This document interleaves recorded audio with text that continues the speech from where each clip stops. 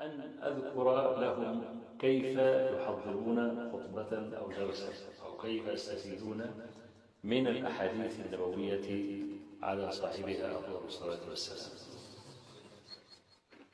وأنا أعرف أن أذكر لهم كيف يحضرون خطبة أو درسا أو كيف يستفيدون من الأحاديث النبوية على صاحبها أفضل الصلاة والسلام.